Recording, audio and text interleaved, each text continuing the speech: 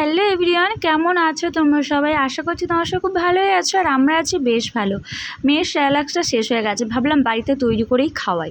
তো বাড়িতে তৈরি করে খাওয়ালে নাকি ভালো, ডাক্তারও বলে। তো আমি প্রথমে নিয়েছিলাম গোবিন্দভোগ চাল, মানে দুশো মতো গোবিন্দভোগ চাল, তারপরে আলমন্ড বাদাম, কাঠবাদাম, আর আলমন্ড বাদাম আর কাঠবাদাম একই, আর কাজু আর মুসারির ডাল। তো এগুলোকে প্রথমে ভালো করে ধুয়ে নিয়ে আমি একটু রৌদ্রে দিয়েছিলাম থালাতে করে, দেওয়ার পরে তারপর কড়াতে করে আমি হালকা করে গরম করে নেড়ে নিচ্ছি। খুব বেশি কড়া করব না, হালকা করেই করব, যেহেতু বাচ্চার জিনিস বেশি ভাজা হয়ে গেলে ওর পুষ্টিটাই থাকবে না, নষ্ট হয়ে যাবে। তারপরে আমি এখন মিক্সিতে পেস্ট করে নেব।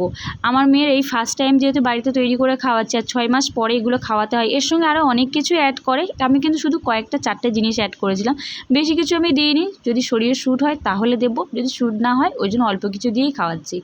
তো এই যে পুরোটাই হয়ে গেছে গুঁড়ো, একটু মুসারির ডালটা না বাকি ছিল, তো সেটাকে গুঁড়ো করে নেওয়ার পর আমি রৌদ্রে দিয়েছিলাম, দেওয়ার পর কোটোতে করে আমি ভরে নিয়েছি।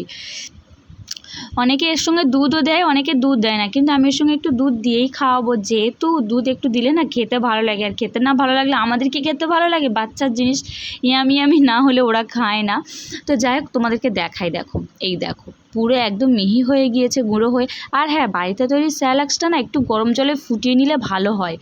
গরম জলে প্রথমে ফুটিয়ে নেব, নিয়ে তারপরে দুধের সঙ্গে একটু গুলে নিয়ে আর কি খাওয়াবো। আমার বাড়িতে তৈরি স্যালাক্সটা তোমাদের কেমন লাগলো অবশ্যই কমেন্টে করে জানিও। আর পারলে তোমরাও বাড়িতে বানিয়ে খাওয়াতে পারো যাদের যাদের বাড়িতে নিউ বেবি রয়েছে।